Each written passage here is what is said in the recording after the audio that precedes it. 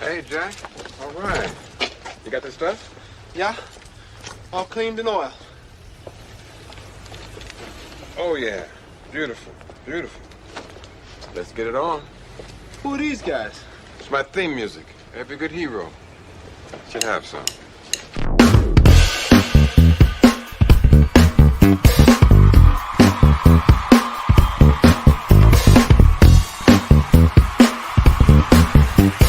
Live from Springfield, Missouri, the one, the only, Bud Green. Yeah.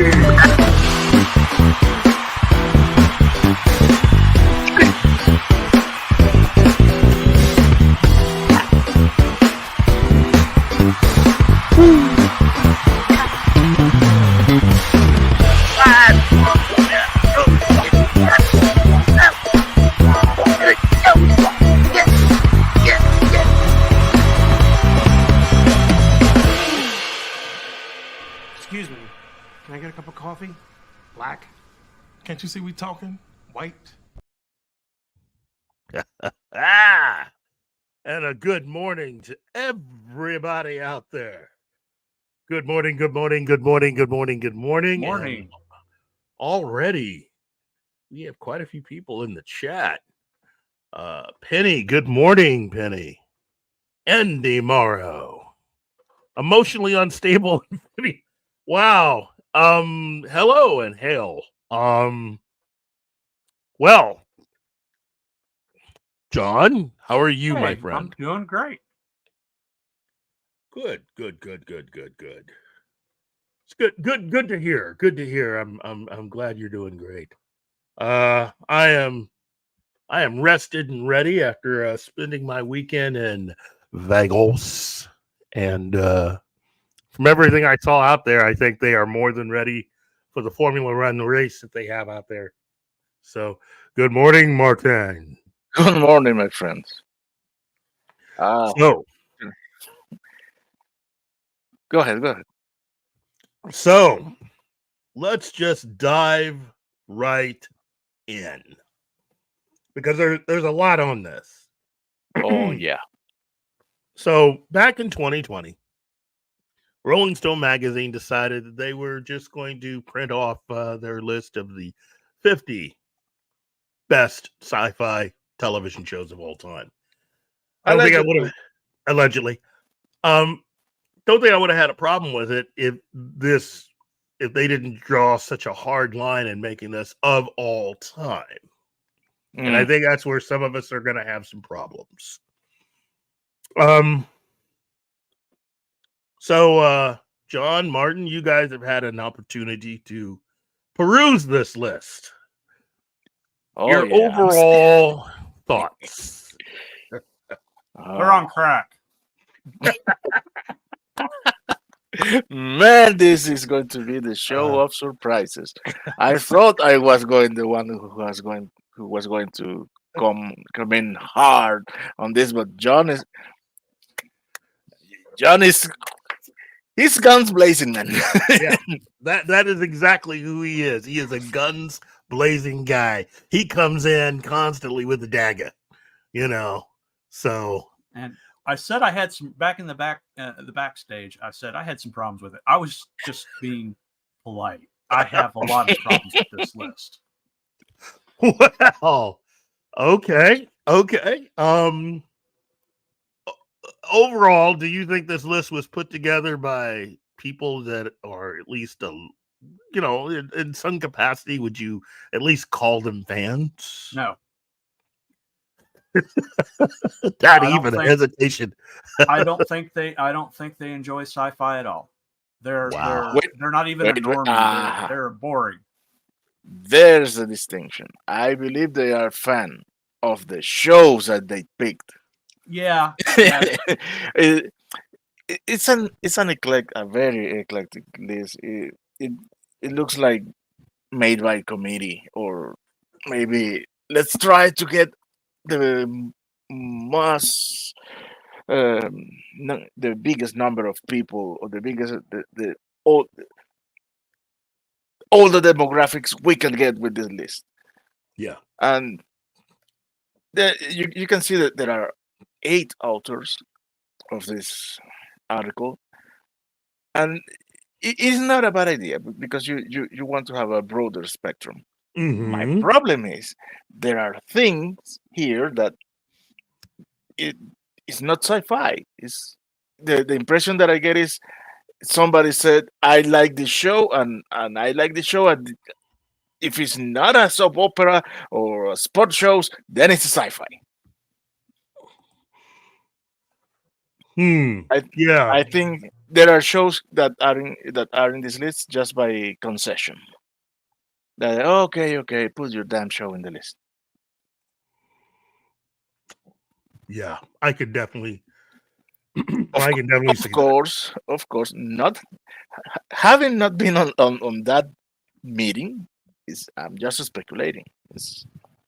I'm not saying that is what had happened, and I know. No, I don't know, but that is the impression that I get. Okay. Okay. You know what? I agree. You know, that's my impression. But we also have to remember that this is a list made, published back in 2020. And so there are certain things on here that I think was also more of an attempt to curry favor with the newest and hippest thing at that moment. And I think if they had another opportunity to put this together, I think certain shows would be in different places. I think certain shows wouldn't be on this list.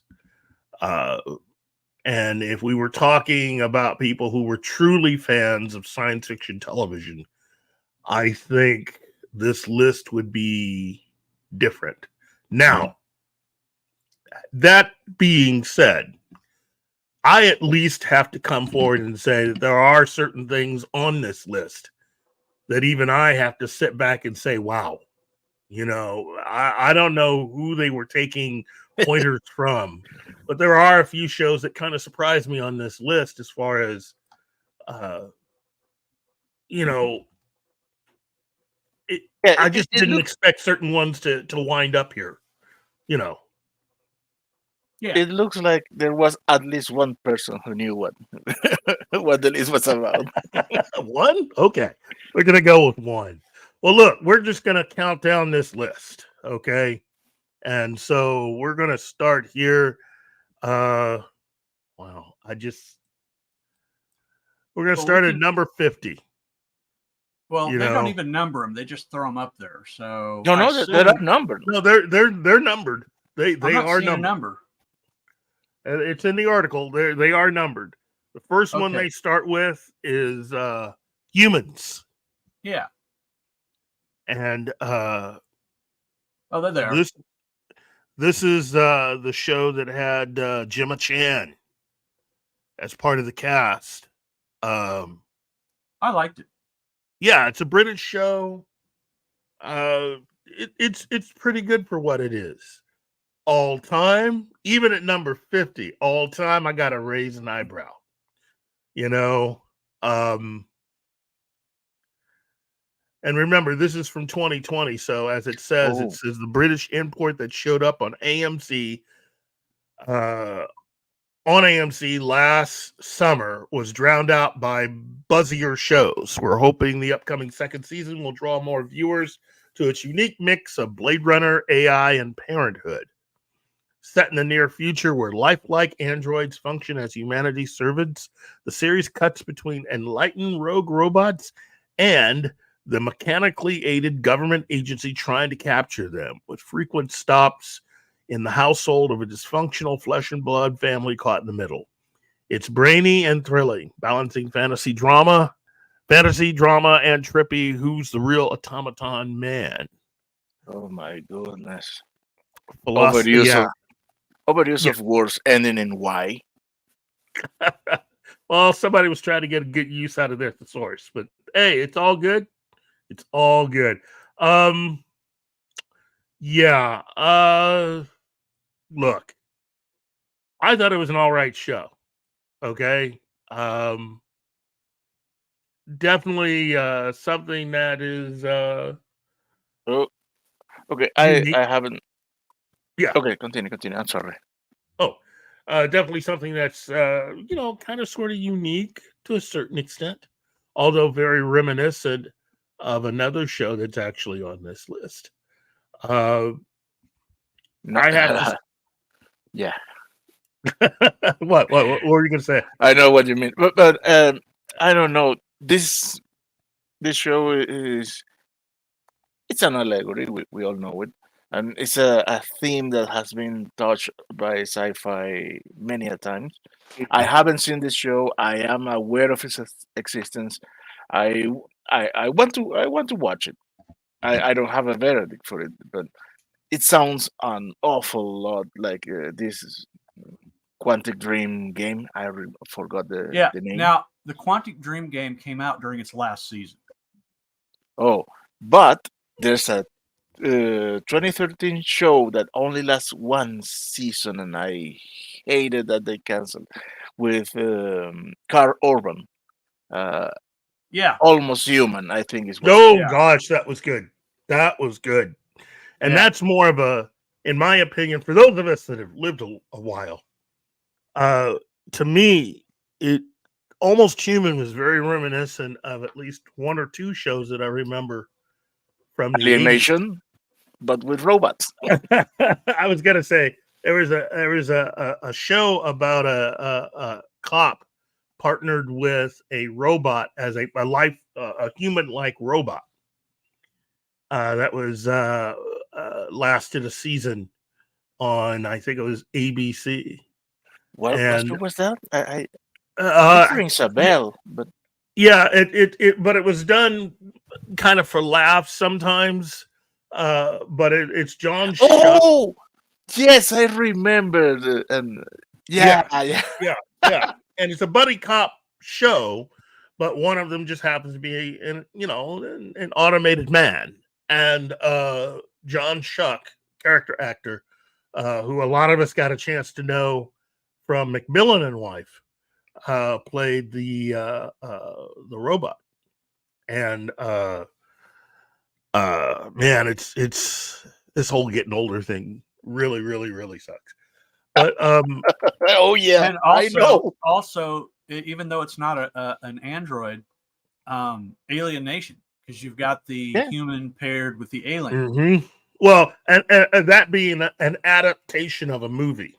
Yes. So, but yes, look, Alien Nation, I think, should be on this list. I don't remember seeing it on the list, It's but not. He's not. Alien Nation should be on this list. But that's 50. So at number 49, now this number 49 kind of surprised me, and I mean in a good way. I'm glad that they decided to put it on the list because I think this show gets overlooked a lot, and that's Aeon Flux. Indeed. Peter Chung, there was a period of time in the 90s where Peter Chung's stuff was so influential. His animation, very cutting edge. And this was originally something that was created for another television series from MTV. Mhm. And it was created for Liquid Television. And Aeon Flux was really a bunch of little mini segments that was a part of the show, which I really like. Look, Liquid Television is, in my opinion, as a show, should go down in history as being one of the most influential shows of its type of all time. Because without it, another show on a certain Cartoon Network would never have gotten off the ground. Maybe Adult Swim. That's right. Because many of the people who actually went out to work for ABC and Cartoon Network and other places, a lot of those people, and Fox, a lot of people who ran the Fox network when it originally started, a lot of those people got their start working for MTV. And they were people that were running the cameras or they were getting people coffee. And, MTV started in the early 80s. So within 10 years, a lot of these people were heading up the Fox network and other things.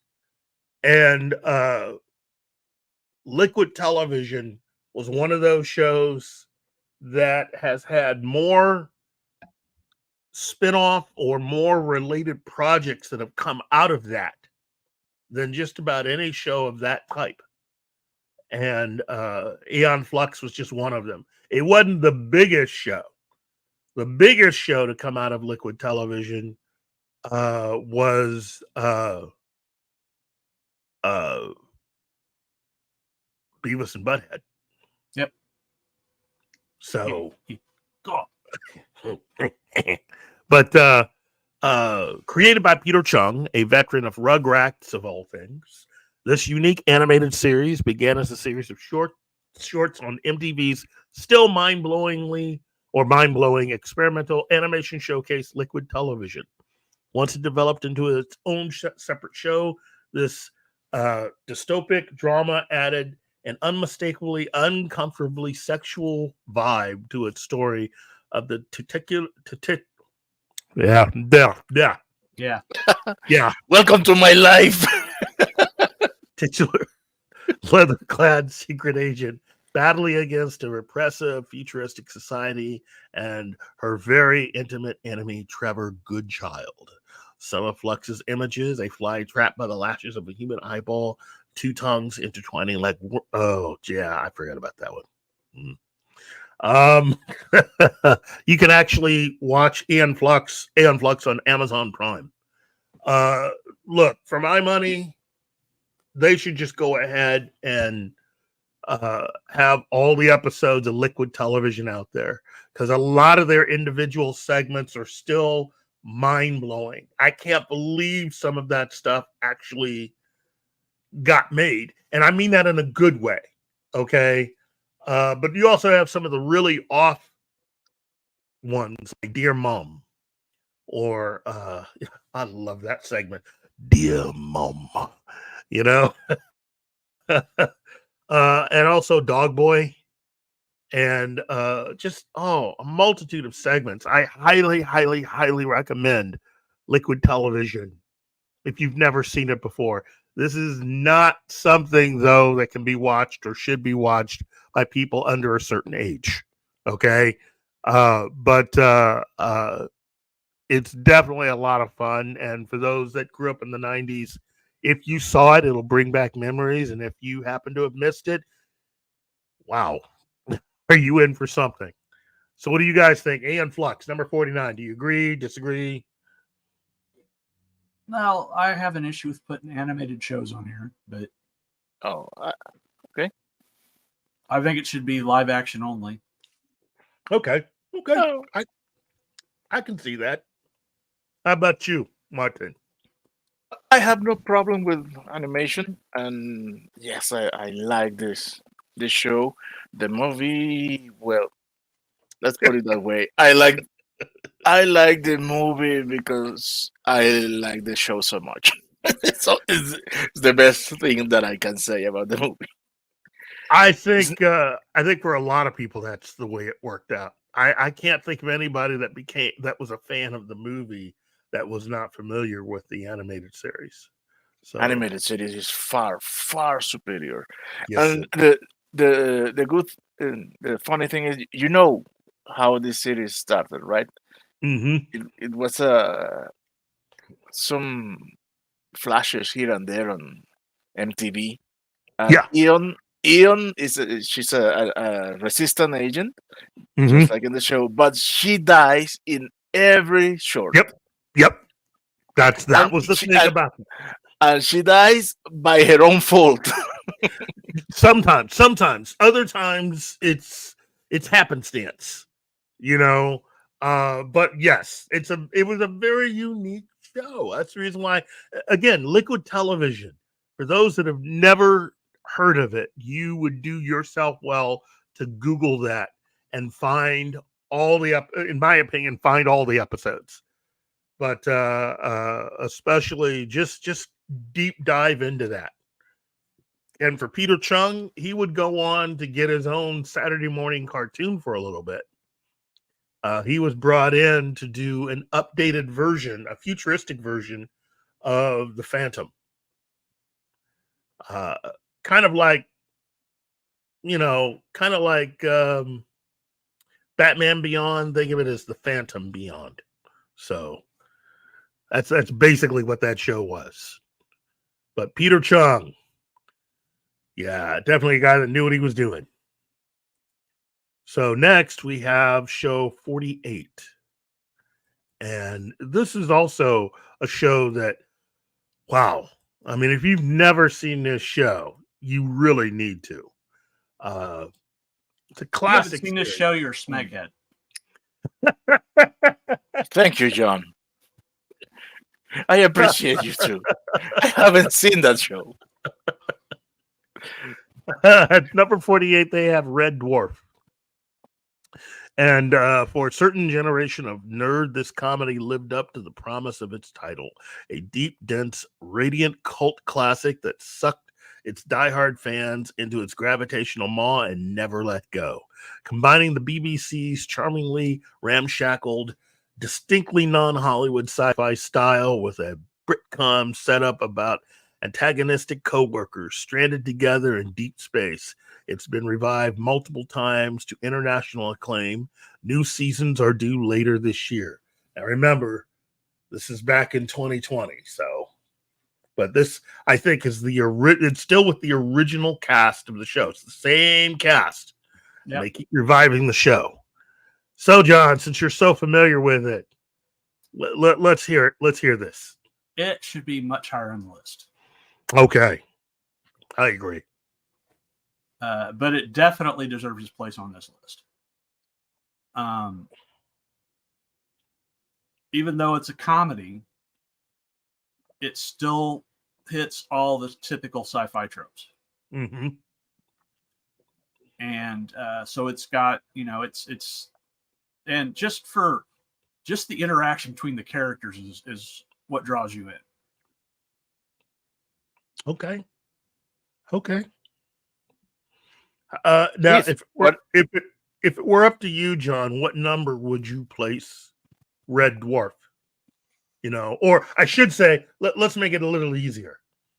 Since it's at number 48, would you think what should it be in the top 4? Should it be in the top 30, top 20s? I'd put it like around 32. Okay. Martin?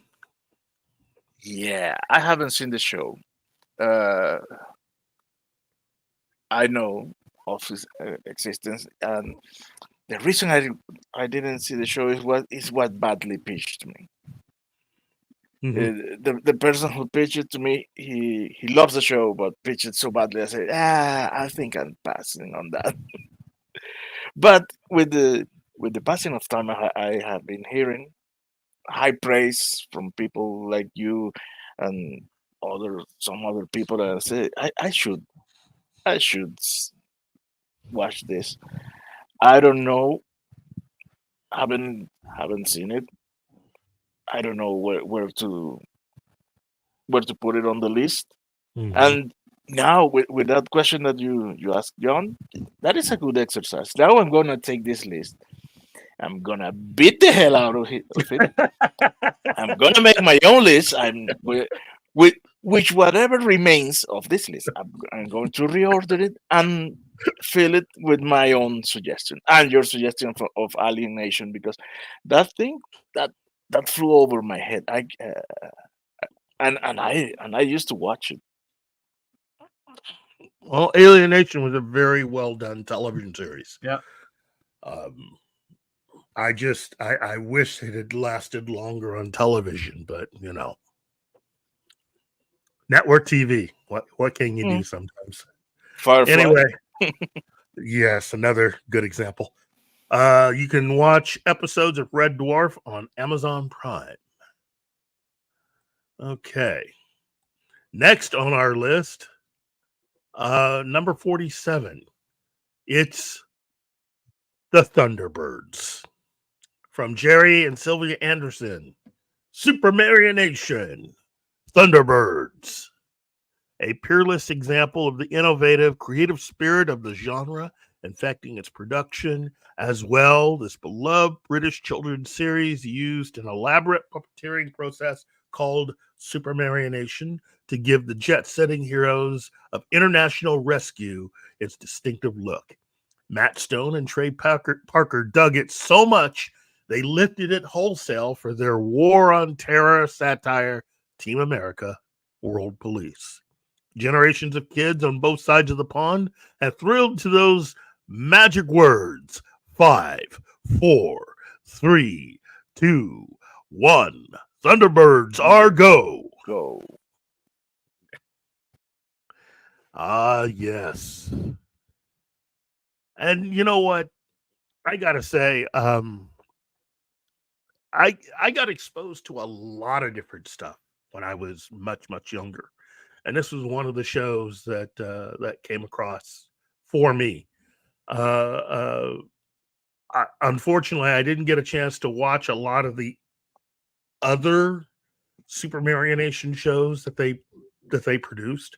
For me, I was very much aware and enjoyed various episodes of Thunderbirds, but I was really into a lot of the live action stuff that Jerry and Sylvia Anderson created. Shows like UFO, Yeah. and the Protectors, and eventually Space 1999. So, but yeah, this is definitely a show that, in my humble opinion, should be a little further up on the list. If you're gonna allow this to be on here, it, in my opinion, should at least be 30, as far as I'm concerned. Yeah, I'm good with that. So, but that's just me. How about you, John? I've got a Jerry Anderson thing, so I've watched all the Jerry Anderson stuff. So. This whole channel has a Gary Anderson thing. Well, don't they have their own channel on YouTube? There's a whole Jerry Anderson channel. Oh yeah. So yeah. So for those, since this article has been come out in 2020, there are other places where you can catch a lot of stuff, and there's a whole Jerry Anderson channel on YouTube that you can watch, and including when they brought Thunderbirds back a few years ago. Yeah, so with brand new episodes. Yep. Keith, yeah. You activated my curiosity, so I couldn't rest until I find it, and I need to know if this is the show Holmes and JoJo. I think that's it. Okay, so it's not the same that I was thinking about, because the one I was thinking about is in the 80s. Yeah, that's what I was thinking, but it's Holmes and Yo-Yo or Holmes and... Yeah, but I think that's it. That sounds about right. Yeah, there was another in the 80s. I'm almost sure of that. And a question for both of you, just out of curiosity, a fun question. Which one is your favorite Thunderbird? Oh, man.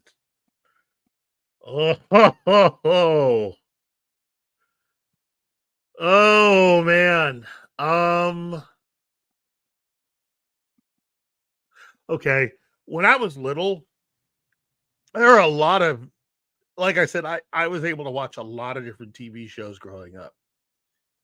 And I had this. Whoa. What happened to Keith? Oh, we lost Keith. He'll be back in a second. Then I love how he lost connection always on a cliffhanger in the precise word. Yeah. Well, for me, mine's Thunderbird 2. Welcome to the club. That is, I don't have even to think about it. At the point that if I think about the show, that's my first mental image. That green flying toad. I love it. Yeah. And Although I have to admit, Thunderbird 5 is a pretty looking ship. Yeah. Admiral, I think there are 2 Thunderbirds movies. I think.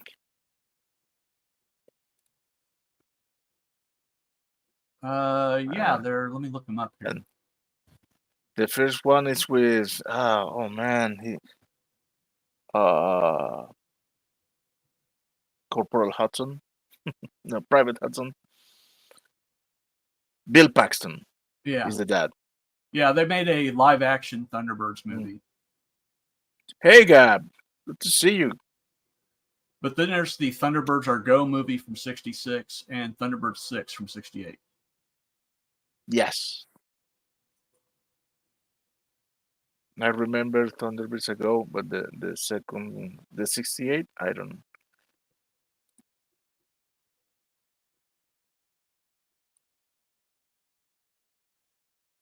Dennis Quaid is in that movie on Thunderbirds? Because I remember that the father was Bill Paxton, and the kids were the real protagonists of the movie. Yeah. Okay, so oh man, it's a pity kids it's not here, but I guess we have to move on. On the list, not not about kid as well. Uh, the number 46 in the list is the 100. No, it shouldn't be on this Man, list. It do shouldn't be on I the list have- of the greatest. It shouldn't be on any. Well, no. What's 47? It's asking Kings for Call 47. It was Thunderbirds. Kings. Uh, okay. The 100. The 100 is. Oh my. How could I put this without us being cancelled? It's It's a a woke. CW show. It's a woke soap opera settled in a post-apocalyptic environment. Yes, it has elements of sci-fi, absolutely. But man, that show is bad. I agree. So shouldn't be on this list, even though it's sci-fi, because it's not a good show. Well, it started out fine. I mean, I liked the premise when it started out, but it got Yeah, but it became nihilism porn. yeah. Everything's bleak. Everybody's hateful. Everybody. And my wife watched, and I said, "Does nobody ever laugh in this universe? There's no an attempt of humor just to break your gruesome reality or something. Everybody looks like, uh, oh, I don't know the word in English. Sorry, like they haven't pooped in a week. Constipated. Yes, everybody looks constipated. Man, that's no way to live. Why do you want to watch a show that makes you that? Watch the news. It's better.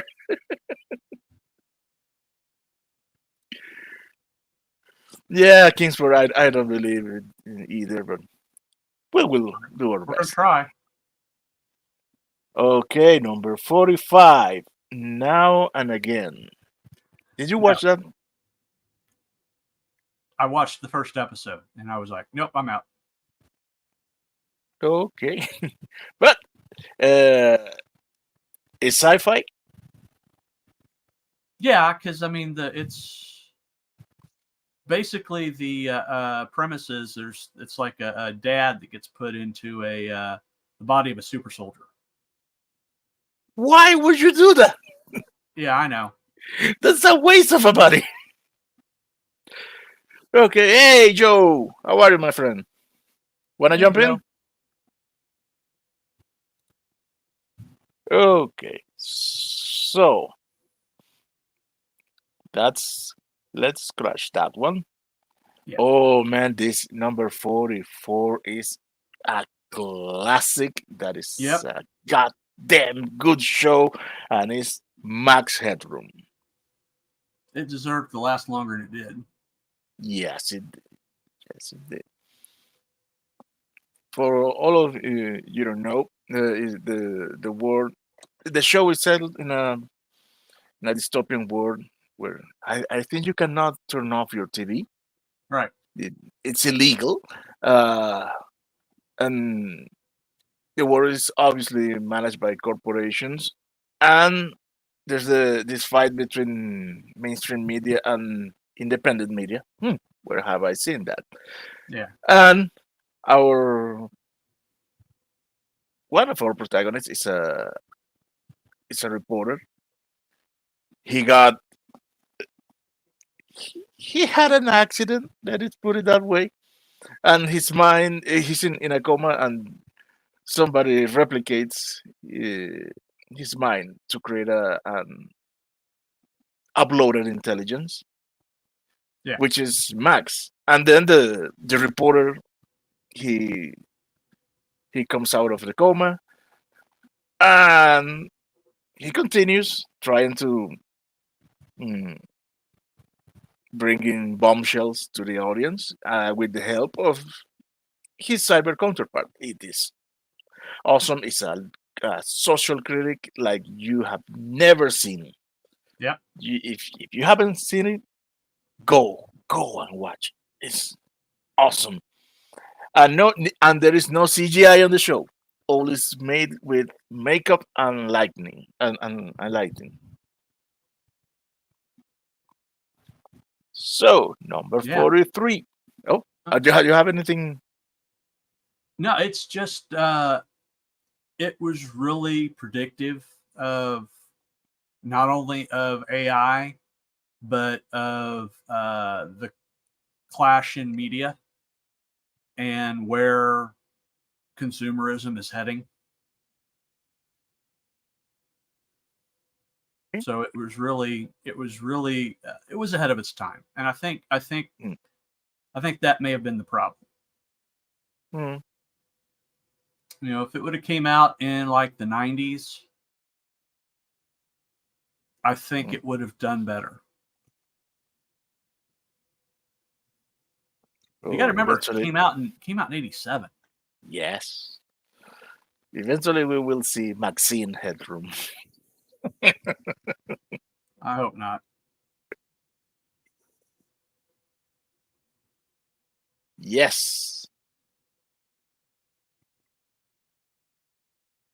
87, 87. Oh, the year. Yeah. Okay.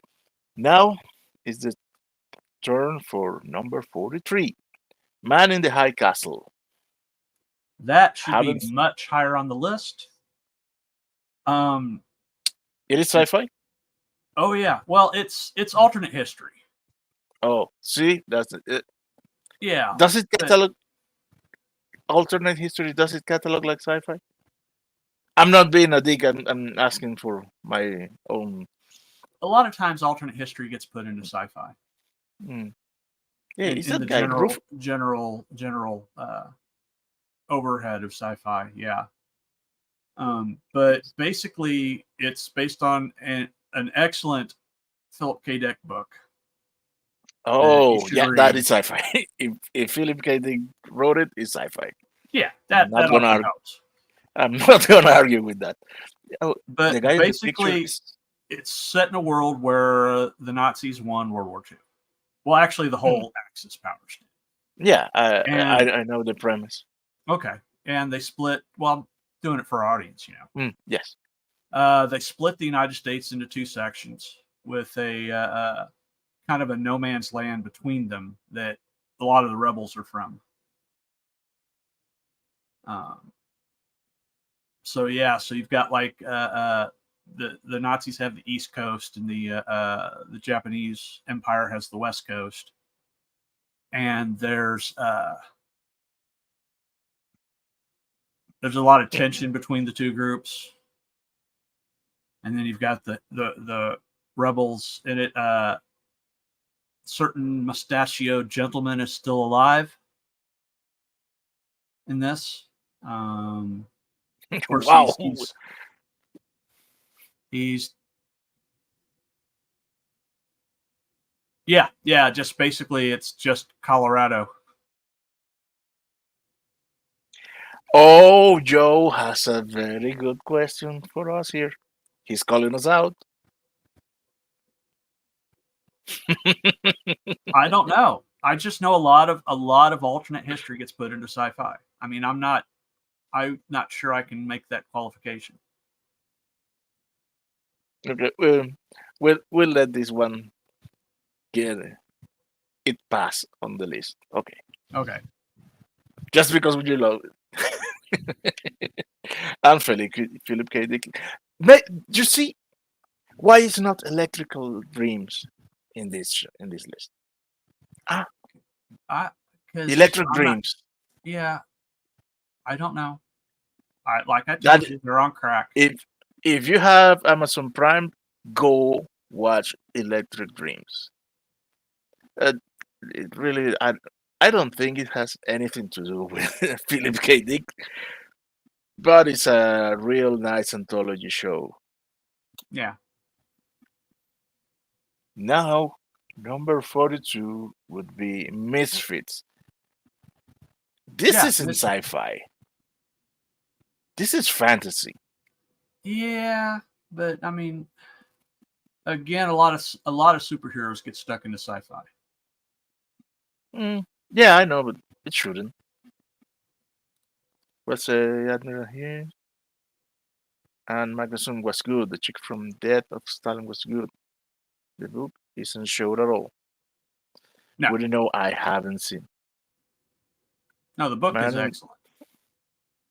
Man in the High Castle is sci-fi because the character become aware they're in. Wow. Yeah, they do. Okay. Yeah, that would definitely make it more sci-fi. And Admiral Electric Dream is not Philip K. Dick. No, it's not, but it's a good show. Watch it. I didn't think too much of it, but okay. No, did you see the show the episode? I'm gonna auto censor me here. The delete all others. I'm not sure. Oh, I didn't really get into it, so I didn't. I don't remember how many episodes that I episode watched. is that episode is a must. Do you dream of electric sheep, John? I know I don't. No, I don't either, because I'm not a replicant. That's what a replicant would think. Nexus 7 would think that. Okay, next on the list, number 41, the OA. Haven't seen it yet. I didn't Don't like think it. I'm gonna. It sounds more like fantasy. It is. Uh, I just didn't get into it. It's not something I was into. the eerie mysteries of modern life in the movies. Blah blah blah blah blah. Blah, blah, blah, blah. Netflix series about a long missing young woman who declared herself to be a dimension hopping angel. Yeah, that's fantasy. I don't know if it's any good, but I tend to trust you. Yeah, I just didn't get into it. Now, the next one on our list, Oh, wow. number 40, is the $6 Million Man. Yes, it is. With our beloved Lee Mayers. Oh man, the memories. Oh yeah, this is a favorite from my childhood. I watched it, as much as I could. I had most of the toys. I had, just the Steve Rogers that came with the engine. I had the rocket. I had Bigfoot. I had the evil version of Steve Rogers, who was a Steve Austin. Sorry, Steve Rogers, Captain America. Brain fart. Yeah. Who had like skin that you could roll back, and it'd have like components you could pop out, and it had like he was like gray. A $6 billion man. Oh, I don't know. You saw what they did with the Bionic Woman. The reboot show was horrible. Oh my Yes, it god. was. The one with the action sounds. Yes, everybody who saw that show remembered the action sounds. Yep. The toys were awesome. Yes, I know. I never had one, and I wanted it so badly, man. Oh, really? Oh, what is it about, Admiral? The Wonder Woman, Wonder Woman, the Yeah. Bionic Woman reboot. It shows so much promise, but it went down very quickly. I think let's move on. Let's talk about shows that are actually in the list. Yeah. Like, for example, Futurama. Number 39. Yes, I don't know how to feel about it. I love Futurama, like any red-blooded human.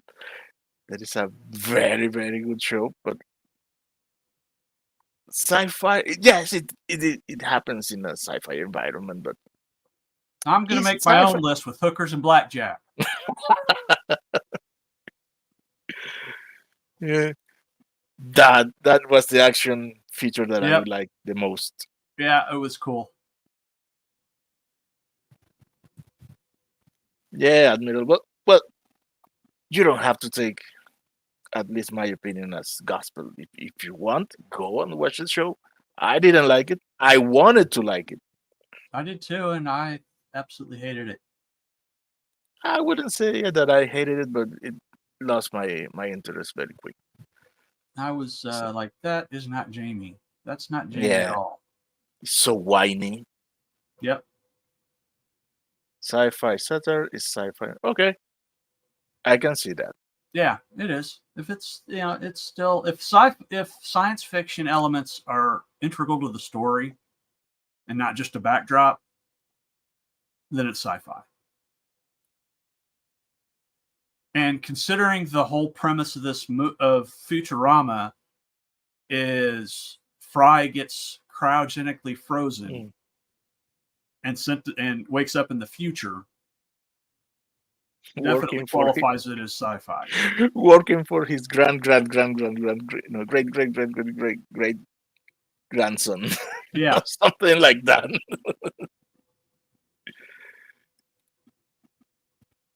Oh man! Now, number 38. I do not agree with it to be on the list. I'm not talking about I the quality disagree. of the show. I disagree. It should be It's on the list. Agents of Shields, but it's comics, man. Comics are not sci-fi. Superman is sci-fi. You got me there. You got me there. Touche, mon ami. Yes, Superman is sci-fi because it's the story of an alien. Yes. Yep. This is sci-fi. I mean, it's all look at the tech. Look at the story. Hell, they get sent to an alternate timeline. They get sent to an alternate future Mm. that's in space where the Earth is destroyed. Okay.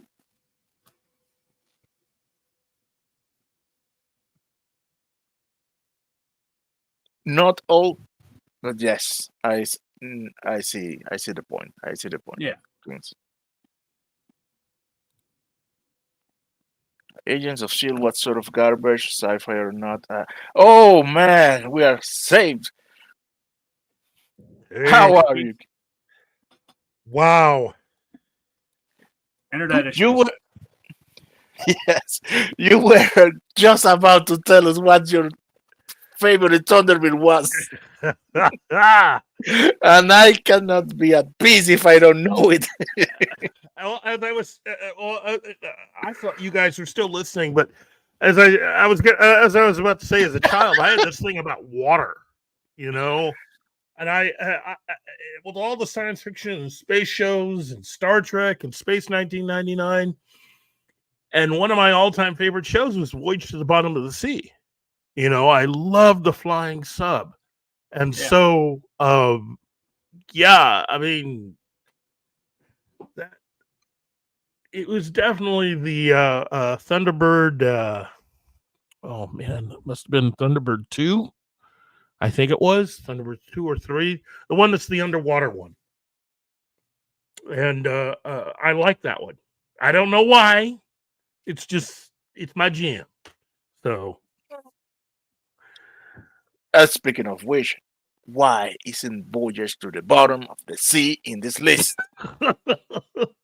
well, there's quite a few shows connected to that show that aren't on the list. That's Thunderbird 4 is the underwater. Thunderbird 4? I need to Okay. double check. Mm. That's the yellow Okay. one. Looks like like Yeah. a shuttle. Yeah. Yeah, that's Thunderbird 4. Thunderbird 2 is their big giant flying mothership. Yes, the flying toad. Yeah. The big green one. Yes.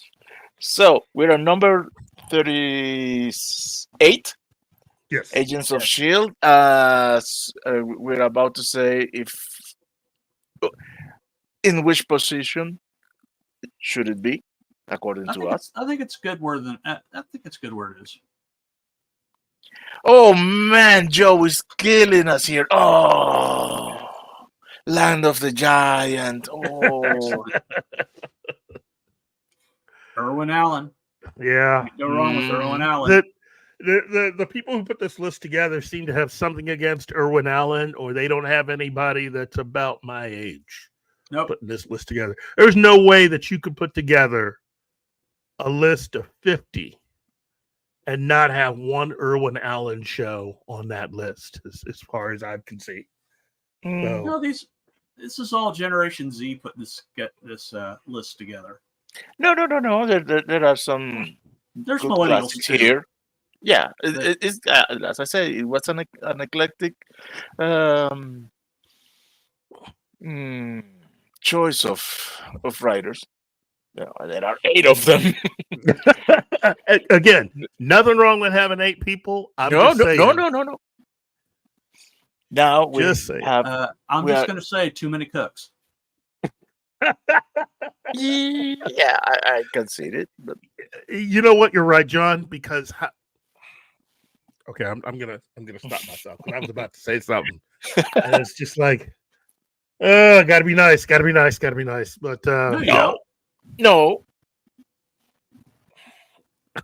I was just gonna say there is a certain 4-letter show that's on this list, and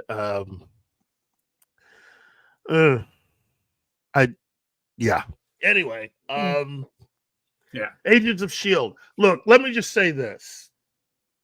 I know now seems to be a great time to be dunking on Disney's version of Marvel and everything related to it. But I really did enjoy this show. I did too. I really did enjoy Marvel's Agents of Shield. There's just something about the way it was written and the characters and everything. And by the time you make it to the final episode, Admiralty, I'm sorry. Lost? Yeah, it's lost. You figured it out, Tig. You get as Stanley likes to say, today's no prize. Okay, save it for when we arrive to it. Okay. Oh, number 37 would be The Hitchhiker's Guide to the Galaxy. You know what? Could be higher. Yeah, It it. Oh wow, that was. I liked it a lot. I did, but I enjoyed the radio version more. There's just something about the radio audio version that if you've never, for anybody that's actually watching or listening to us right now, if you've never heard that stuff, oh, it's worth your time. It is worth your time. And again, you need a really, really, really good sound system. Trust me, it is worth your time to seek out the audio version, the full cast audio version, and listen to it, because it's as entertaining as any movie or television show. Yes, So, it is. It is the original version of the story. yes, it is the original version of the story, because the book was But written after. yeah, but I am painfully partial to the books. Oh, It's- no. it's my- There's nothing it's wrong my with that. favorite. It's my Yeah. favorite depiction. I just can't read any of the books without hearing the voices. Their from the radio voices. show. I mean, it's difficult. And when they made the movie, they really did try in certain instances to try to find voices that kind of sort of matched and weren't exactly, and then had at least one member of the original cast played a role in the film. So I just, that Hitchhiker's Guide to the Galaxy brings me back to a time when, much younger, and when I realized that you can put a lot of different type of humor within science fiction and make a lot of stuff sort of just go right by people's heads.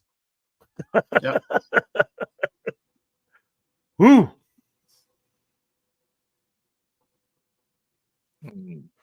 Okay. This is another Okay, good one. this should be minimum top 10.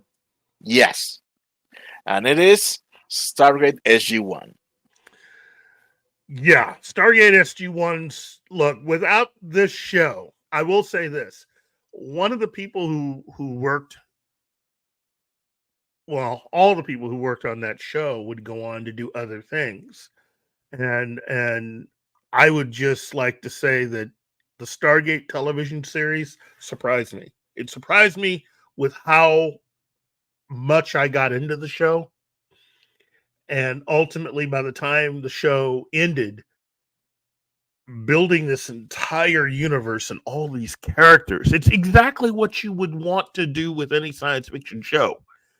Now, back in 2020, I don't think the people who put this list together knew what was going to be happening in 2023. But now that it looks like we could be getting a brand new Stargate series with a twist, and I mean that in a really exciting way. I'm telling you right now, this might wind up being probably the biggest premiere of any science fiction series in the last 10 years. And as far as revivals go, this is going to blow K-Trek out of the water because of what they have planned with this. Well, This is that bar isn't too high. But I mean, they're going to do the one thing that many of us Star Trek fans who are fans of a lot of the Berman stuff were wanting Berman to do for the longest time, and he never got around to doing. And it's definitely something that, as someone who's not the biggest fan of K-Trek, if K-Trek ended up doing this, and they're going to find some way to try to do something like this because somebody else had already done it. But I think Stargate's going to be very, very successful in their revival of the Stargate franchise, and the way that they're doing it, and the cast is exciting. If you are a Stargate fan, you know what's coming, and this is going to be. It's like if the people behind Stargate took a look at Picard season 3 and said, well, we can do better than that. Hold my beer. And I think they've done it. If this is what I have been hearing about, I think they may have done it. So, anyway. Well, we have arrived to that moment of the show. So, it is time for you to watch our ad. And here we go.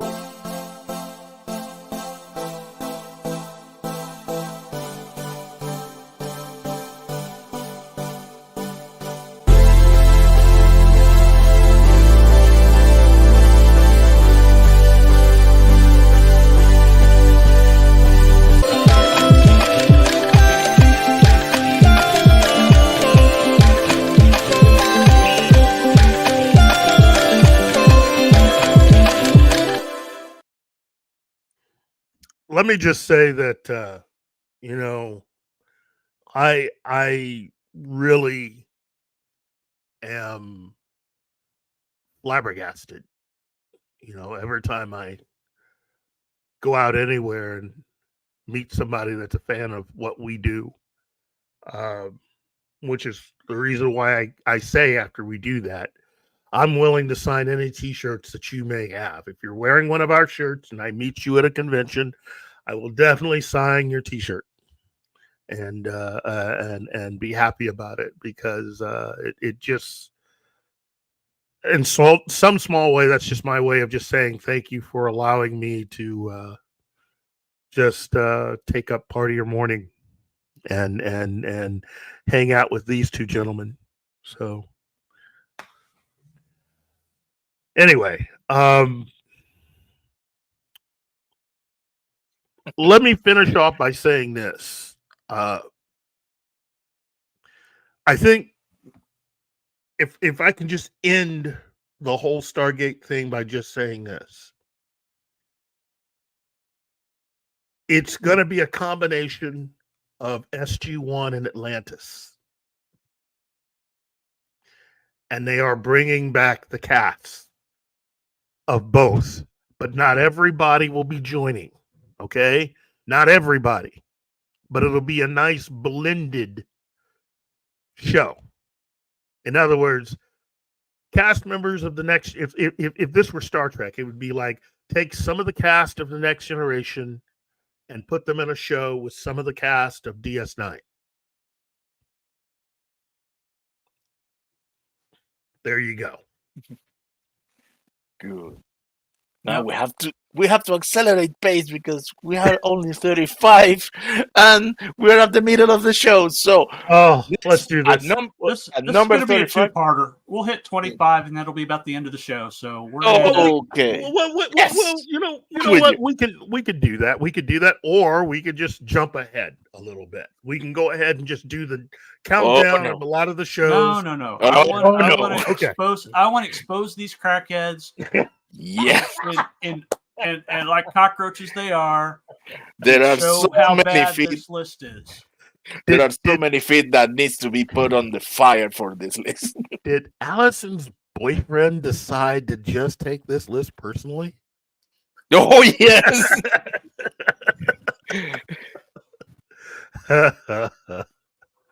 You know what? Oh. I just for that smile. I've not met her yet, but just for that smile, I know she's good people. So, Yeah, she is. okay. More TNG revivals. What's the problem, Admiral? Don't you like the current Star Trek? Admiral, look, I get it, Admiral T. I get it. I understand. But it's not up to us, my man. It's not up to us. It's this is the whole CBS executives, or in this case, Paramount executives, and and the K-Trek related producers and writers. So unfortunately, yeah. So hey, you're not. I think hate's a strong word. It's just not for me. You know, I really don't believe that this stuff is Trek, but that's, you know. Anyway, Yeah. I'm gonna have to say that all the destruction that they have brought to our beloved franchise, whichever it would be, at least in my case, and I pretty sure in the case of many people, it had led us to know many other wonderful fans Yeah. and have so very cherishable new friendships. So at least there's that. Yeah. I again, that's the great thing about all of this. You know, I may not be the biggest fan of Cage Crack, but I know that there are a lot of people that are fans. And again, I don't say this to be mean to you or any of that. I welcome everyone. And again, I got nothing against any of the actors on any of these shows. I think they're all incredibly talented people. My is no, I really do believe that. I think if Star Trek were being headed up by J. Michael Straczynski right now, every single one of the actors would know what real science fiction is like. They would be better off with way better producers and writers. Okay? Just way better producers and writers. They deserve a better quality of producers and writers and showrunners than what they are getting right now. So Admiral is fighting to get to keep outside the zone of colorful metaphors. anyway, we got to get back to the rest of the list, though. Yes, and number 35 is V. Oh, not V for I Vendetta. know. The I know the Joe show. will be happy. That's one of Joe's Atmosphere's favorite shows. Oh, jeez. One of mine too. Which version of V, though? I mean, the original miniseries. Okay. The two-part. No, well, It was a the two-parter, right? the NBC miniseries that was everybody watched it. This is what 1983, Yep, 84. Yeah. 83, So yeah. Wow, Kenneth Johnson, good job, my man, in creating something that's an allegory, something that K-Trek writers don't know about. An allegory for No. I just reading the closing line of the synopsis and says, we also recommend the 21st century remake. No, stay away from that. No. Well, look, compared to K-Trek, yes, I highly recommend the remake of V. But but compared to K-Trek, I'd recommend a colonoscopy too. But you know, well, at least they gave you anesthetics for that. yep. Ouch, John, with another dagger. Anyway, yes, a good cast, a really good cast, a very well done miniseries. I just think that I don't think we're ever going to see anything like this ever again. And the way television miniseries used to really just dominate whenever they would be on regular network TV. This comment, that is Joe's Atmosphere, yeah. Yep. There you go, Joe's. Yep. That's it right there. That is the main thing behind V and allegory. Something that a lot of writers today, and especially those that basically work on K-Trek, have no understanding of. So Yeah, and the effects were good for 1983. Oh yes. Oh yeah. For a TV it was show. an event. And it's like, And the design of the ships, I loved it. And this is coming off of, I think Mr. Johnson had, I don't know if he was in retirement yet, but this is coming off of him having done the Incredible Hulk television series. And then he left that and wasn't doing anything and came up with this idea and presented it to NBC. and they went ahead and gave him the money for it and allowed him to do it. So first of all, thank you to Brandon Todoroff and NBC for taking a chance on something so amazing and presenting it in a way that even really, this is like a major Twilight Zone episode is what this is like. This is that good. This is that good. So, but as a mini series, and the original novel, yes. The novelization of the miniseries is fantastic. So, anyway, let's go to the next one. Number 34, and I think you're gonna like it. This has no business on the list. Regardless of quality. Regardless of quality. I don't like this show. Okay. I don't. Okay. If you're gonna stick something from the Netflix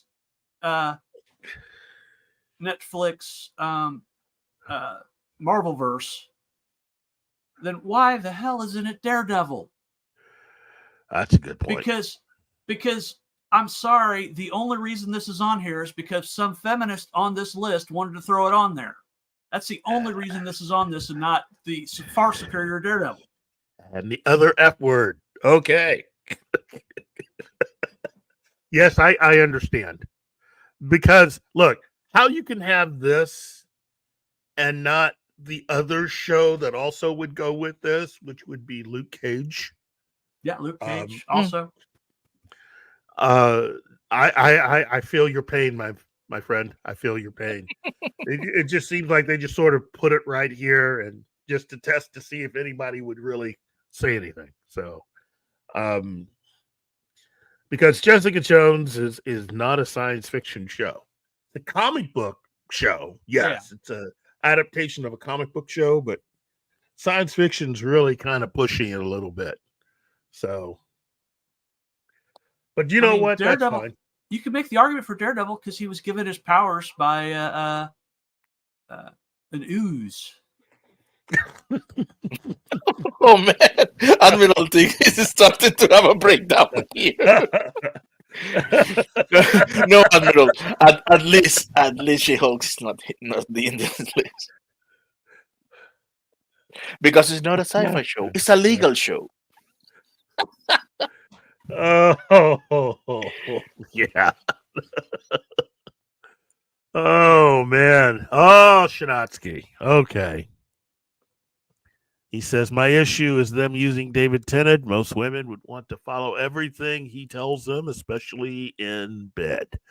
I wouldn't know. I wouldn't know either. But you know what? That's fine. You know. Okay, Teague. Look. Let's just calm down. Let's calm down. Let's use our words, or in your case, let's just At least put your face in stun, please. No more breaking coffee cups over these next few months. Weeks really. You're going to need those as the weather gets colder. So trust me. Let's see. Let's just go to the next one then. Number 33. I have. I'm going to be factual about this. Okay. The show is Life on Mars. Yeah, the British one. The American. Yes, I freaking love that show. It's on my DVD collection.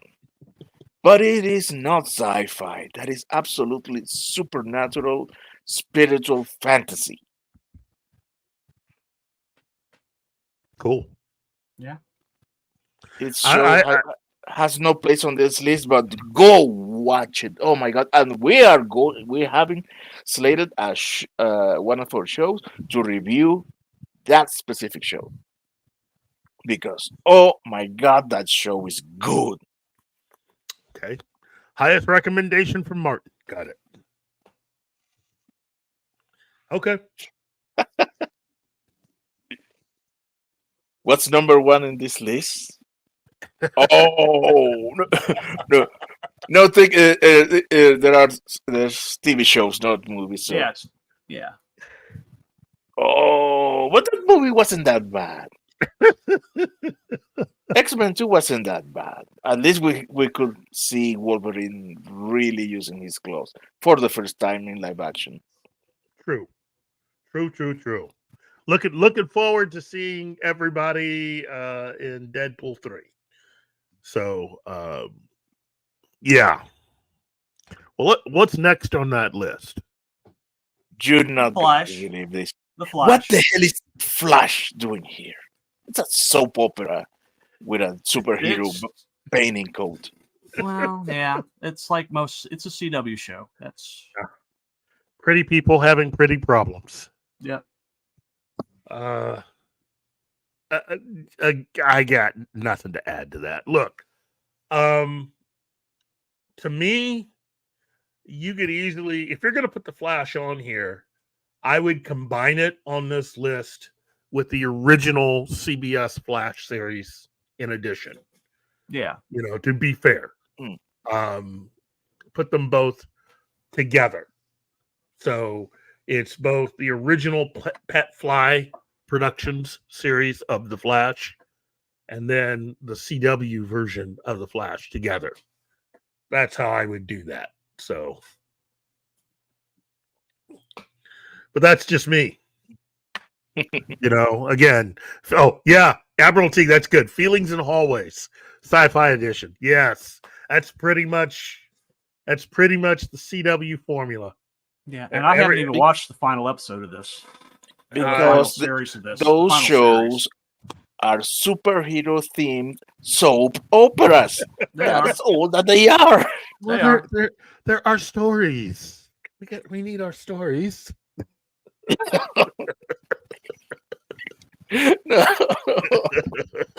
Oh. And Shinatsky, no, this is an older list. I mean, She-Hulk's not on it. This is from 2020, is when this was originally put out by Rolling Stone magazine. We're just doing it now because,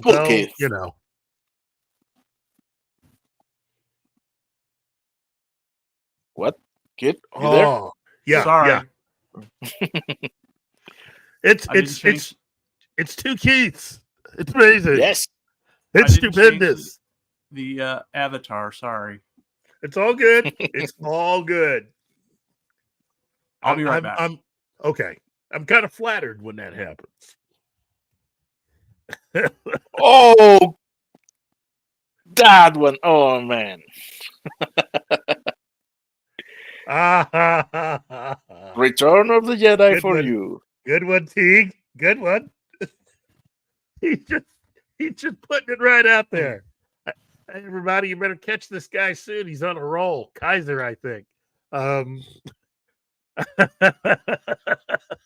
Logan's right. Hey, not a lot of these kids around here would know about that television series version. Yeah. Of course, they probably wouldn't even know about the TV series version of Planet of the Apes either. Uncreditable Hulk. Uncredible Hulk. Yes. You see? Yes. Now we have Bad Kid and even Badder Kid. What you saying? Nothing. Since I already have a goatee, that's gonna really make it difficult to figure out which one's the evil one. Okay, let's jump right to number 31. Space 1999. You know what? This should be higher on the list. I mean, again, technically, if you really wanted to get down to it, and I think Gary would agree, the first season of this show is amazing. It's great science fiction. The second season has a lot of adventure, and there's a lot of color, a lot more color added in. But it's the season that Fred Freiberger took over and just drove the entire show into the ground. Well, we can always say very nice and agreeable and good thing about the season 2. Maya. Hey. Yeah, true. Look, can we take a moment and give me just a moment here to say this? And I've had this idea in my head, and I want to see if everybody here would really what their feelings would be about this. Now, there's a certain actor who is rumored to be in the lead, or depending on who you're reading, has already been cast as Reed Richards for Fantastic Four. And personally, I don't agree with that. I mean, I'm sorry. I think Martin and I were talking last night, and I think both of us agree that he's a little too old to be Reed Richards. Mhm. That said, I think he would make a nice Commander Koenig for a revival of Space 1999. Just me saying, he would make a better commander in Space 1999 than he would Reed Richards. Just say it. Yes. However, good acting can always surprise. Remember Ashley in Gone with the Wind. That character should be 18 to 19 years old, but the actor made that character his. So let's see how it develops. The thing is, we all know Marvel's track record by now. So Yeah. Anyway, I mean, he seems to be wanting to take every opportunity not to keep. Oh, Shinatsky. So, what he's saying. Oh, geez. Oh, but it's a good actor. I will never take that. Nobody can take that from him. He's a good actor. He is a very good actor. Yeah. Oh, Tig. Too little of vodka. Oh, wow. man. Tig. I think you're being a little too harsh. It wasn't that bad. What are you doing, my man? What are you doing? That is possible too. Yeah, that's what I keep hearing. That's what I keep hearing, that they're floating this out there to see how people would react. To me, he would be way too old for the part. I think you need somebody a little younger. Not a whole lot younger, but you do need someone just a little bit younger to be Reed Richards. If he didn't have that whole thing about covering his face, he'd make an even better Doctor Doom, but that's just me, and you, because you were the one that said that. I have to agree, so I'm not saying that he would be the best Doctor Doom ever. No, my point is that if you're going to use him in that franchise, aim it at Doctor Doom. Well, I mean, to me, if we're going to pick the best Doctor Doom ever, to me, there is one actor that I can think of right now that would make the best Doctor Doom. And that's Michael Fassbender.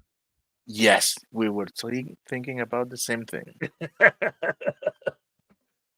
So, you'd have to really back up the truck on that one, because he's already played Magneto, and I don't know if he'd want to do any more Marvel stuff, but I think he'd be a fantastic Doctor Doom. And to see him act opposite in all his glory against a lot of the, acting opposite against the current group of Marvel actors that have taken over, I think he would completely overshadow them. Yes, Admiral. He was, the actor was very Julian good as McMahon. Yes, McMahon. but it's a pity that the script was rubbish. Yeah, the script was bad. So Julian McMahon was good, but I think you need somebody that kind of brings that kind of European gravitas, you know. Yes. The whole suave thing, and Yeah, because it's slightly oily and slightly it's slimy, but he was a villain that could charm you. that's it. That's the thing. He could charm you, but you could also see him go from being very, you know, Son of a bitchy. well, he could change instantly. You know, he could get angry really quick. He could go from being the nicest host you ever had to being the worst terror you have ever seen, and change right in front of your eye. Michael Fassbender, in a fair universe, Michael Fassbender would have played the Joker opposite Ben Affleck, and that would have been a terrifyingly good movie. Yes. Fassbender can be very terrifying.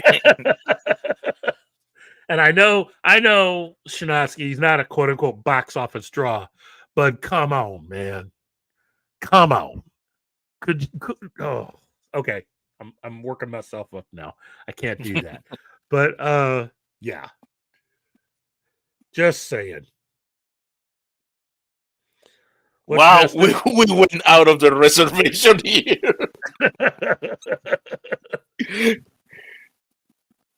Ooh, what is this? Oh. Okay, Shanatsky. Okay, let's see what's the. Oh God, is there a worse written Joker? Oh, let's not go there. Let's talk about nice things. Oh my, man, I sort of like and dislike at the same time the Jared Leto's Joker. I don't like it in Suicide Squad. Don't hate it, just don't like it. But I really like it at the end of Zack Snyder's Justice League. Everybody hates that scene, but I love the way he portrayed Joker because you know everybody hates that scene in Zack Snyder's Justice League. Yeah, really. I'm the only one person that I know that likes that scene because he's taunting Bruce with I love the fact that he killed Robin. Yeah. Oh, I love that scene. Great scene.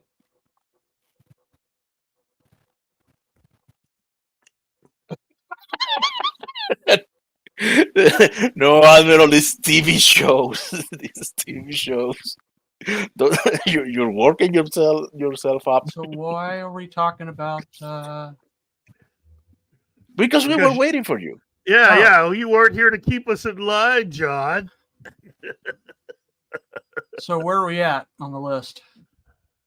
Oh, Shinatsky. No. No. You see, everybody hates that scene. I hate the actor in it. I don't hate the scene. I hate Leto as Joker. I think it's the worst casting ever. We got into this mess because I made a comment about Michael Fassbender being probably the best choice to be Dr. Doom, and an even better choice as the Joker opposite Ben Affleck.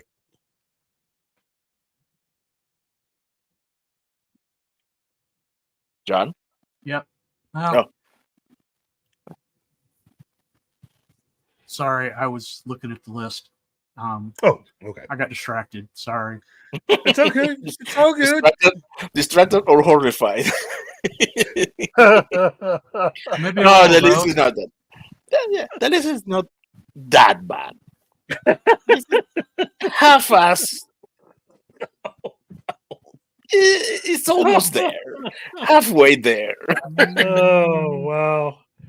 Oh, I apologize, everybody. I've thrown everything and everybody off. And we love you for that. Oh yeah. Okay. Let's get this right back on track here. So, we're at number 30. Yes, 30. okay. And it is a quantum leap in this list because it's Quantum Leap, a good show. Yeah. And It it's is a not good the, show. and we're talking about the old one. Now we won't talk Yeah, about the original. the reboot because it's not a good show. Oh, whoa. Let me be fair about this. I like the show. Is it perfect? No, but I like the show. I like a lot of the actors. I like the show. I like Is this asylum new? movies too, but that doesn't make them good movies. Oh, jeez, Oh, dude. I have to ask, do we know if the show has been renewed? No clue at this point. It So could weird. be, but Because man, I gotta know if we're gonna get ever Sam Beckett back.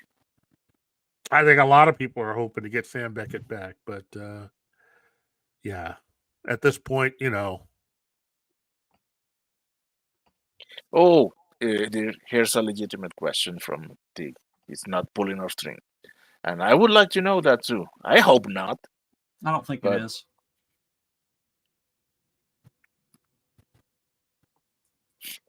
Oh shit! God damn. oh, jeez, dude. Oh, Quantum Leap. That was a good show. A very, very good show. So many happy memories. Yes. Yeah. Okay, so we are This is at the number. final season of that Quantum Leap. Oh, Whoa, really? I really hope they bring Sam back. What is this? Well, good show. Not a perfect show, but it's a good show. At least that's what I'm reading here. I don't know if that's actually been confirmed or not. Yeah. But the original Quantum Leap, very well done. Great acting, great cast. Love it.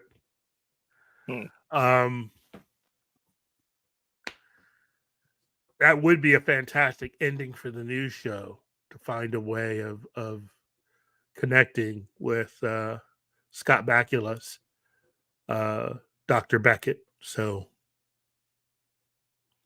anyway, that was number 30, and now we enter into the 20s. Oh And my God! Let me just say, this is a travesty, okay? I'm Yeah. sorry. This Yeah. is a travesty. You cannot call yourself any kind of a science fiction TV show fan and be able to do it with a straight face and expect not to get me mad by putting Babylon 5 at 29. What are you thinking? I cannot think at this moment because I'm being victim of blind rage. That should be in the first 5 spots. Yeah, somewhere at least in the top 10. Babylon 5 has earned being in the top 10. Well, let's take this one and pull out the crap that they have at number 4 and slide this in. Oh no! Wow! No! Look again what number 4 is. It's number 4 is good. Was it number Not- 4? Maybe it was number 5 I'm thinking of. Number 5. You're thinking of number 5. Yeah, number 5. Number 4. Oh, yeah. Okay. Yeah, I had... In fact, you should swap 5 and 6. To be honest. But well, Well, we're talking ahead of Yeah. time. Yeah, So we're yeah, you let's- guys have let's jumped focus- way ahead. Yeah, let's Um, focus on Babylon 5. Babylon 5 really is a show that set out to do exactly what its creators said they were going to do. He put together an incredible writer's room. They were, again, Babylon 5 accomplished something that no other science fiction show like it has been able to do, which is to have all of the supplemental material related to it, all of it be of importance to the story that was being told.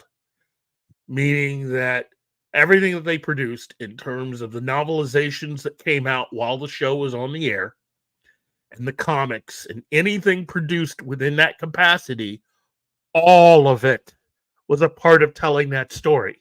It would hold hints and clues and other things as to what the future would have on the show, meaning that any of the books that came out that you read would give you clues going forward. That's something that a certain 4-letter show didn't decide to do because the people behind it weren't thinking like that, But this is the reason why J. Michael Straczynski, in my mind, is one of the few people, if not the only person, that could have taken Star Trek to a whole new level. And why they didn't give it to him is still one of the greatest mysteries out there. I'm just,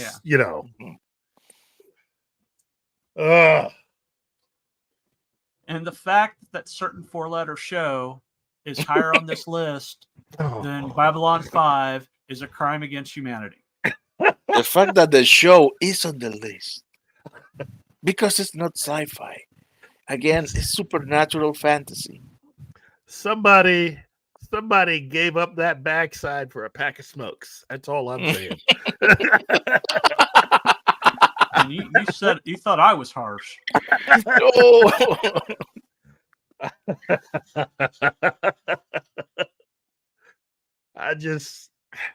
I can't think of any other way how that show wound up being higher on the list than Babylon 5. Wow. Okay, now I'm starting to get angry. We're gonna go to number 28 now. Oh, this will make you feel better. It's the Quatermass Experiment. Yes, a very influential show. And if without this show, we wouldn't have Doctor Who. We wouldn't have Doctor Who. We wouldn't have the Fantastic Four comics.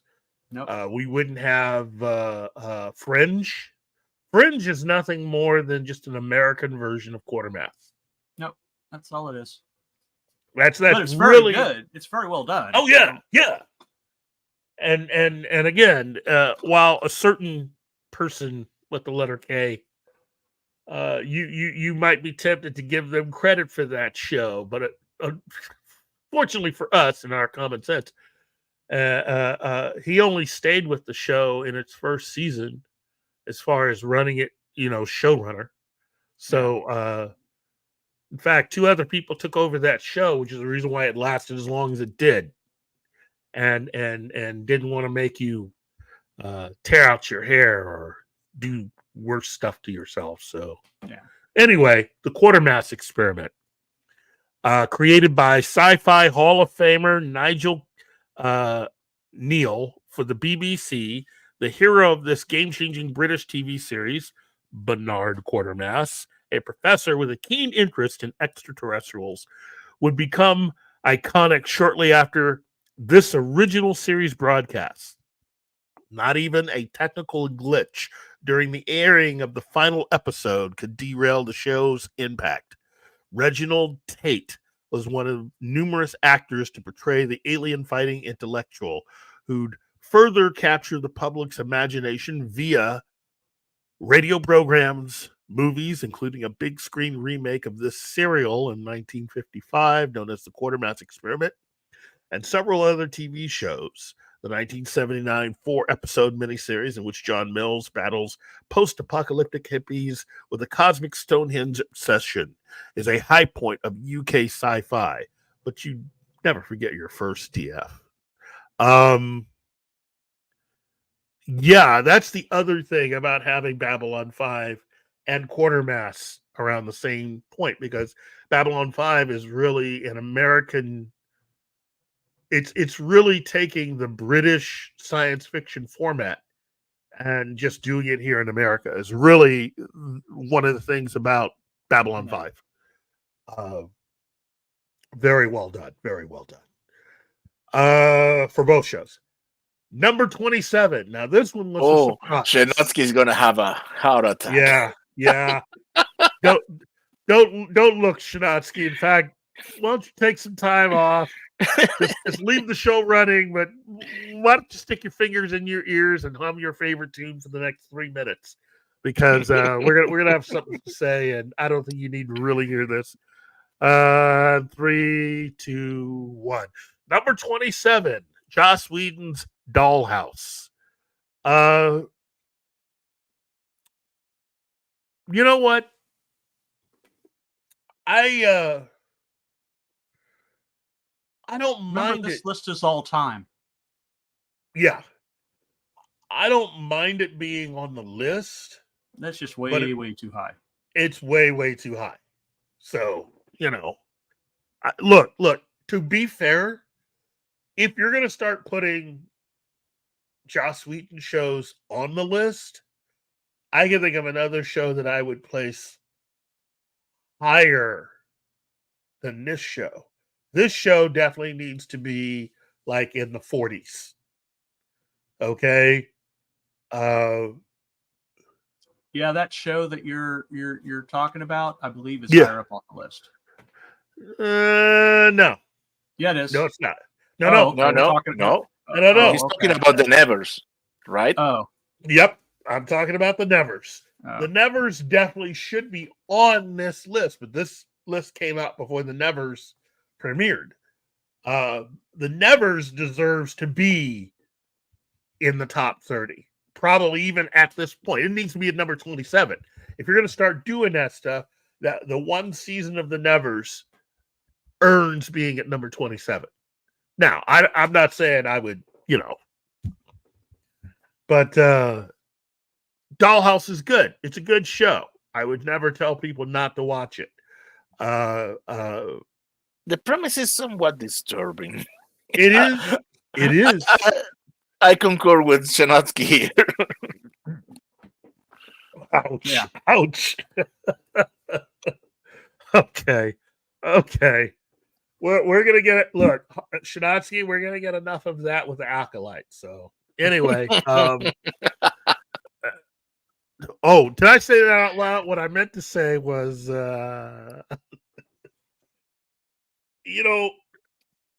again, I got nothing against this show. Great cast, a really good cast for the show. Brilliant.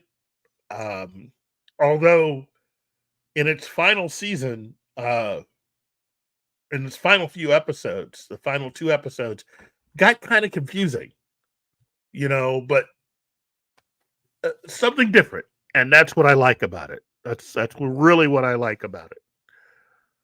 So anyway, we're going to go to number 26. And number 26, very well done. One of the few spinoffs of a hit show. And I liked it. I like this show a lot. So, and it's in the perfect place, 26. Penny, have a good day. Heading out, leaving us running on the TV. That's good. We can entertain your pets. But They will be smarter pets after the show. Well, listening to John and Martin, they will definitely be smarter. So, Torchwood is a really, really good spinoff. It's a show that I wish had lasted longer during its run, because I enjoyed the cast. But for what they were able to do, it's probably the best Doctor Who spinoff out of all the ones that have ever been made. Torchwood is pretty much at my number one spot. Because look, if there's no way you cannot be a fan of Captain Jet. No. I do have a soft spot for Sarah Jane Adventures, though.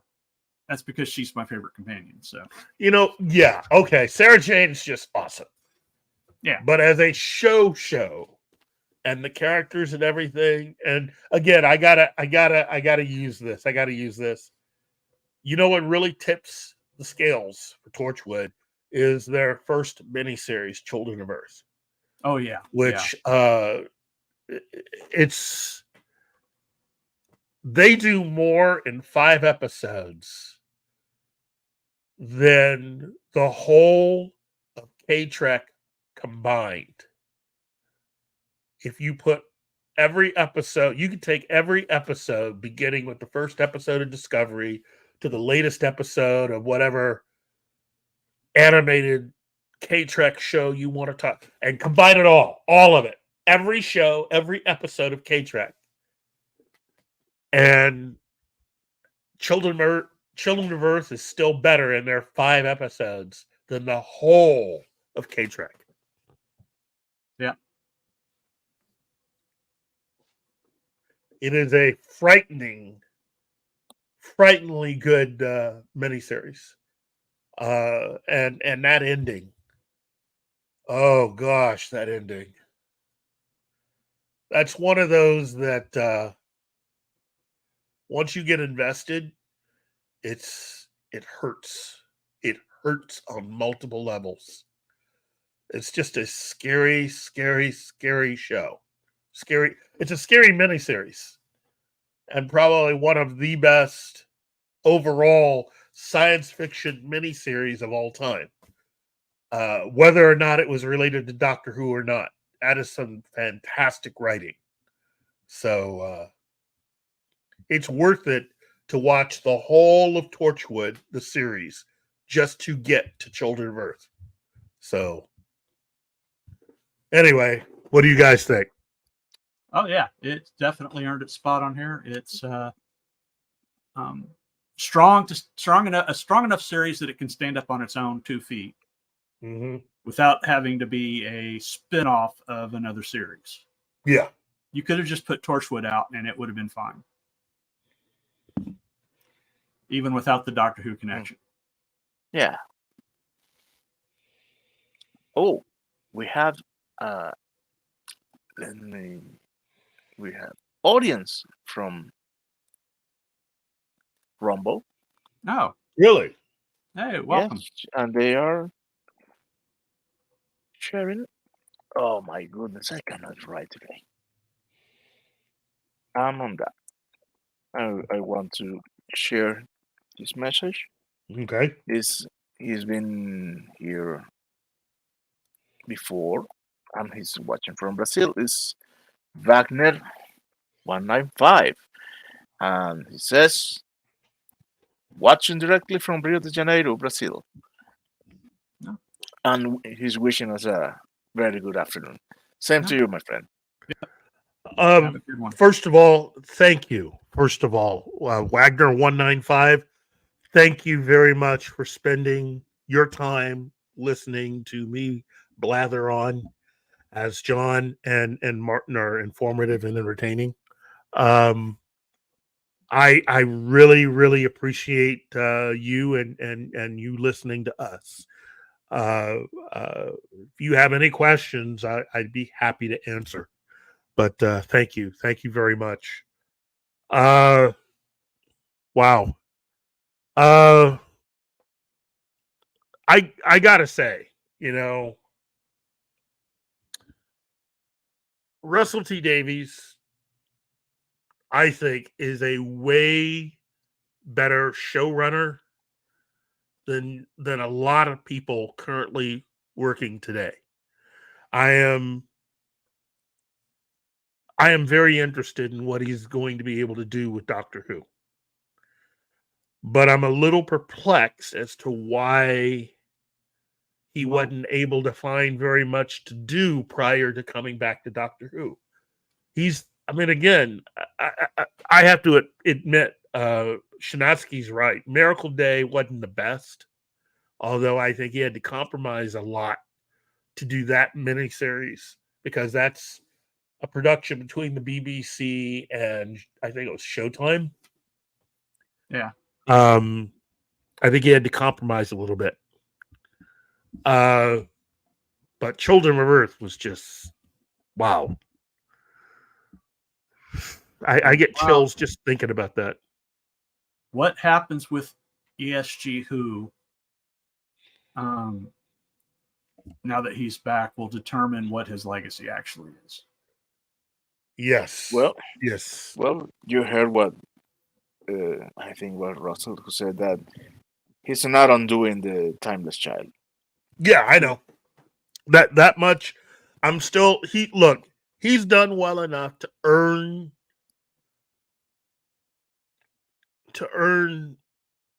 my viewership and to give this new doctor a chance. So I'm going to do that because the last showrunner was just awful. Oh, yeah. And again, I've said it before and I'll say it again. I got nothing against Jodie. I think Jodie, like all of the K-Trek actors, are stuck with writers and showrunners that don't know what they are doing. I don't know, man. That trademark gesture of It's a creative choice. I admit it. But if you're dealing with someone who knows what they're doing, like for instance, do you actually believe that Jodie would have been better if Russell T Davies had actually been her showrunner? Oh, yeah. Look at what Chinatsky saying here. Wow. I think even Moffat would have been a way better showrunner for her. Yeah, than Chibnut's nuts. Oh, Chibi just was bad. The dude was just bad. He was so bad. He would make a very good Star Trek Discovery writer.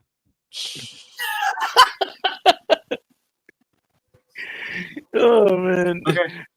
That's almost an insult to Star Trek Discovery. Admiral must be flinging another coffee mug across his room. Oh. I have never seen someone take an entire show in such a short amount of time as Chibi and enjoy it. I think the dude was smiling when he did it. And yeah. So yeah, Chibi, you got went in on us. But we're gonna see if you're gonna be allowed to run anything else.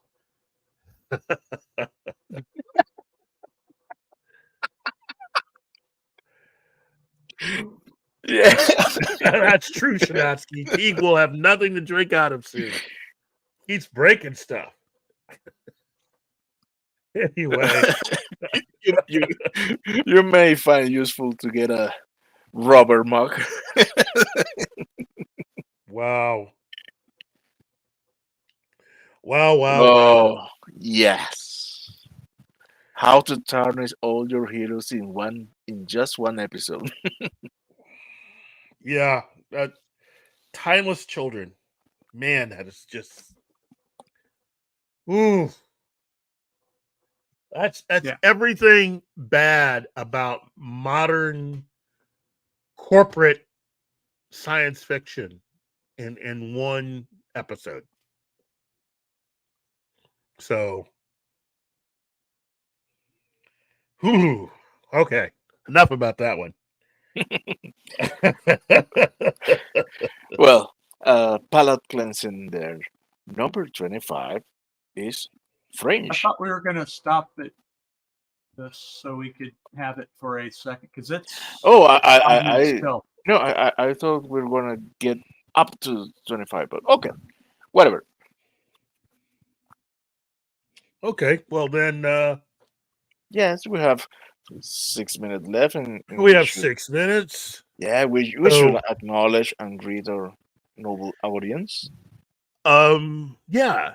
So, first of all, let me just say thanks to everyone watching, listening, no matter where you are. I really, really appreciate your time. Hopefully, when we do the second half of this, many of you will have your particular show that you think would fit on this list and where you think it should go. Again, some of this stuff I got to shake my head, but it is what it is. And remember, this is a list from 2020. So things have changed a little bit since then, and a whole lot of different TV shows. And I think this would be a different list if it were put out right now.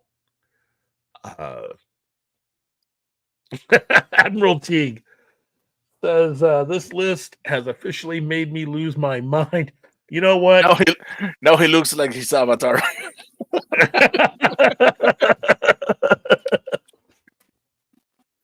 You know what? Let's just all breathe together, Teague. Let's breathe together. Okay, we don't need you hurting yourself or anyone else for the next episode. So, and Jeff PDX1 says, "Why not a ERP? Seriously? I say toss it and add space above and beyond in its place." You know what? Indeed, You're right. You're right, Jeff. That would be a good one. Space above and beyond. Good show. Wow. Damn, Shinotsky. Wow. Notsky. Oh, wow. Anyway, let me go ahead and hey, breathe, Admiral Teague. Breathe. I need you breathing. Don't need you hurting yourself over the next episode, my man.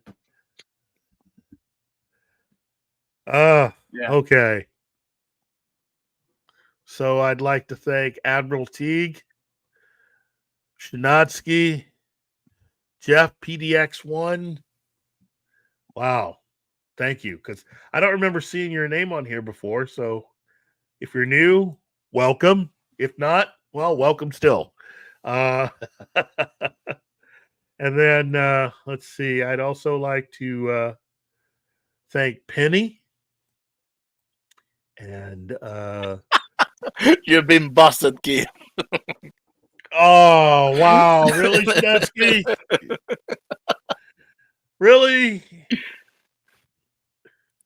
I thought we were friends.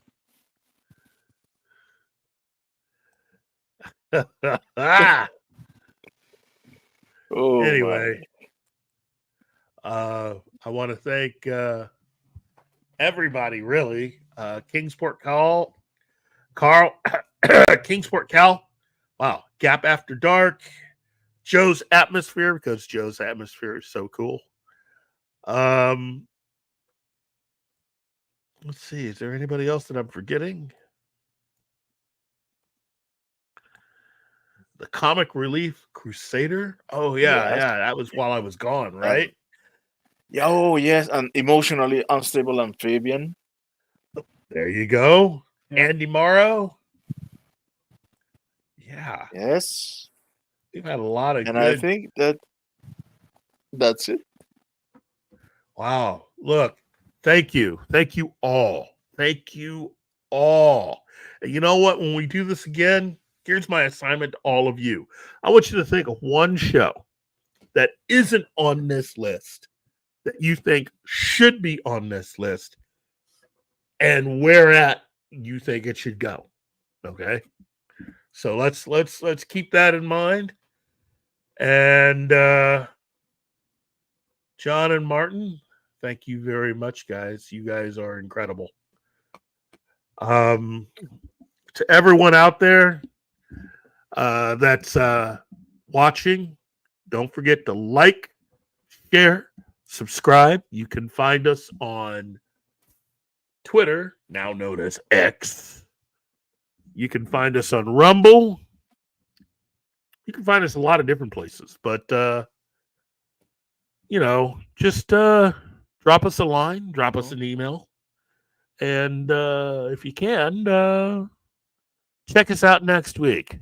Although I would rather you check out the rest of the shows that we have for the rest of the week.